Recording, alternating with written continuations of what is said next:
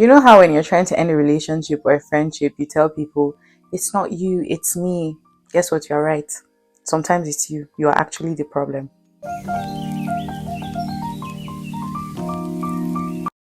Hi guys, welcome back to my YouTube channel.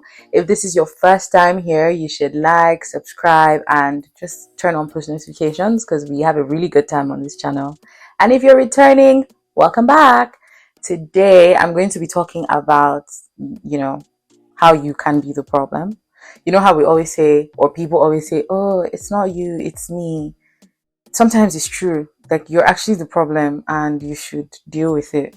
Many times we just say that because it's like an easy way out of taking accountability, but in reality, you could be the problem in the relationships that you're having. And here are 10 signs to know that you are the problem. Number 1 is lack of accountability.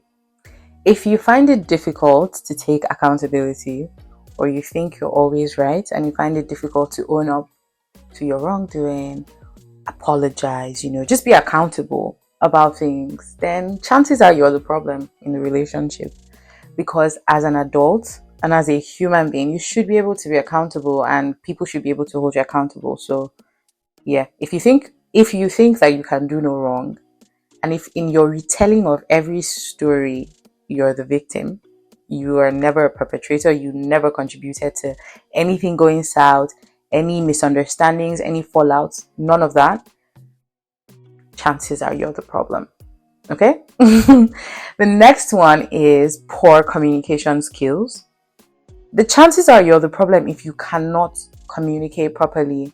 You don't know how to express your thoughts properly. You don't know how to express your feelings properly.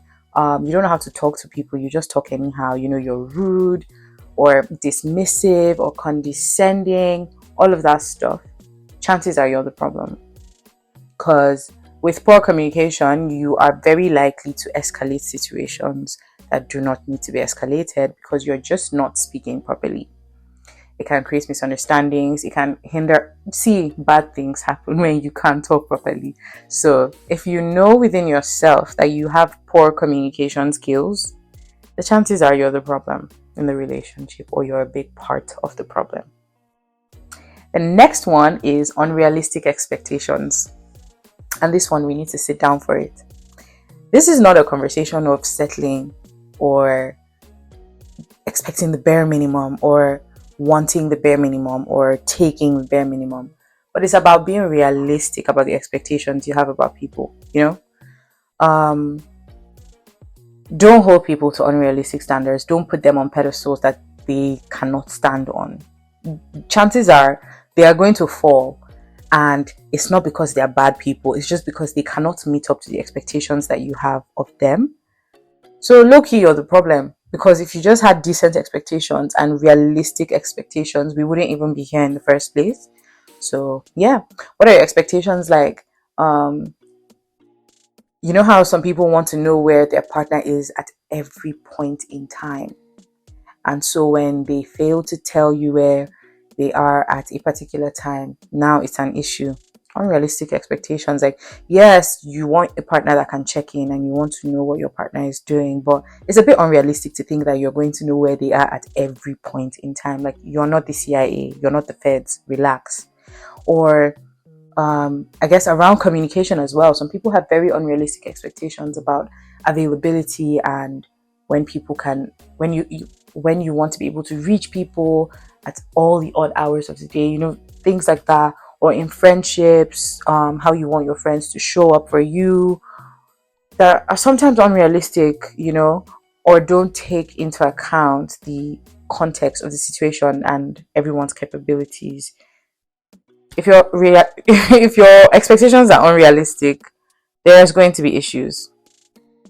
And it's going to make it very difficult to maintain healthy connections, which in turn means that you're the problem. The next one is an inability to compromise. Oh my God, things cannot always go your way. You have to be willing as an adult to meet people in the middle, meet people halfway. You have to compromise. There's no living without compromise in some way.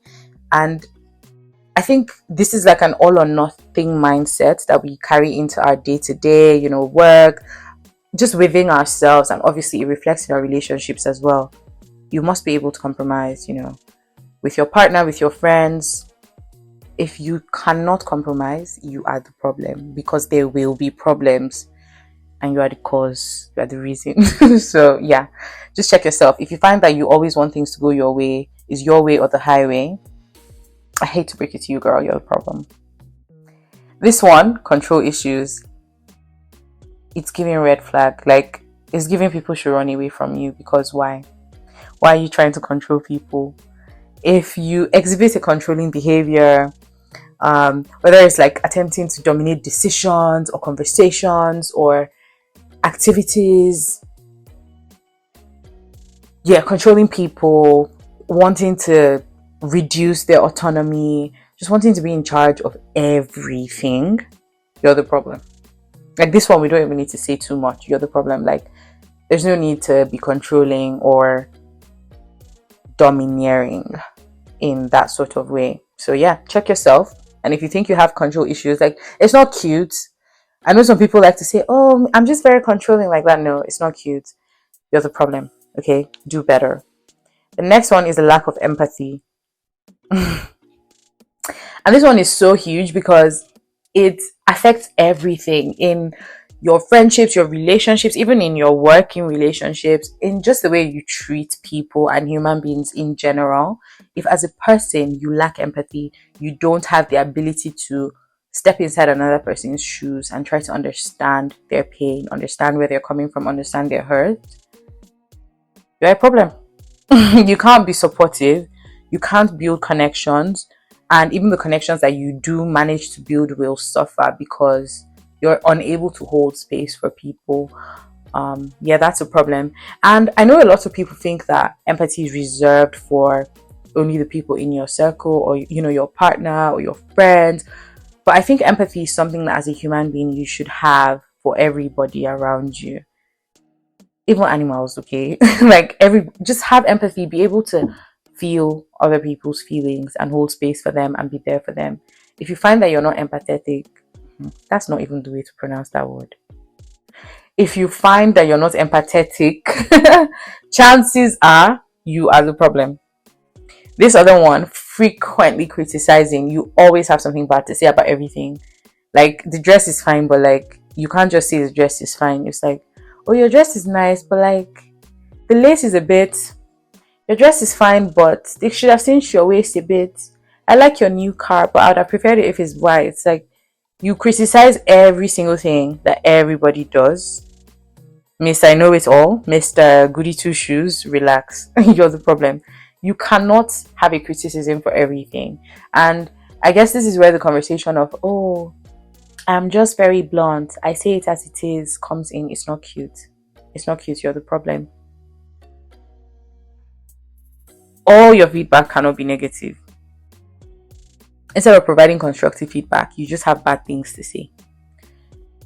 You're making the environment hostile. That's just it. Like, we can't even drink water because now we're on edge, because you're going to have something to say about how we do every single thing. It's you're the problem. Change. The next one is defensiveness. If you react defensively to every little bit of feedback that you get, or you become easily offended, it will hinder open and honest conversation. Like, nobody's going to be comfortable talking to you about anything because, it's awkward, it's a bad vibe, and you're the problem. So do better. The next one is neglecting boundaries. It's not cute. It's not cute. Your lack of boundaries is not attractive to anybody, and it's not helpful in any relationship. You have to be able to say no. Like, have personal boundaries. If you tell us that you have boundaries, but every day we're seeing you failing like at keeping the boundaries, that's a problem. Because how are you going to respect my boundaries if you can't even honor yours? Or if you don't even have boundaries? So how do you begin to comprehend the boundaries that I'm setting or your friends are setting? It can lead people to be uncomfortable in relationship with you because now they have to protect you because you're not even protecting yourself, and that's too much of a burden to put on people, and it strains relationships. And if you're not lucky and you end up in relationship or in community with people that don't really care about you that much, now you're a doormat and they're walking all over you. So yeah, that's a problem. It's a very big red flag. You should have boundaries, and if you do have boundaries, you should not be neglecting your boundaries. The last one, but not the least, is if you have a pattern of failed relationships. I hate to break it to you, girl, it's not your village people, it's you.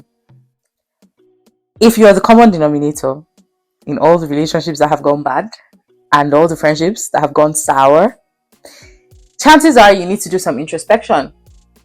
Everybody in the world cannot be the problem, but you're perfect and you just happen to be the victim that everybody and their mommy is hurting and treating you badly. If you notice a consistent pattern in difficulty, and like all your relationships end a certain way, or you have a certain type of misunderstanding constantly with everybody, chances are it's you and it's not your village people. Or maybe you are your village people. It is worth reflecting on your behavior, just being self-aware.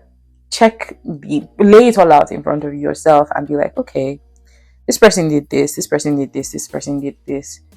What did I do that was the same in all these scenarios? Could it be that it is my action that has, that triggers this reaction in people?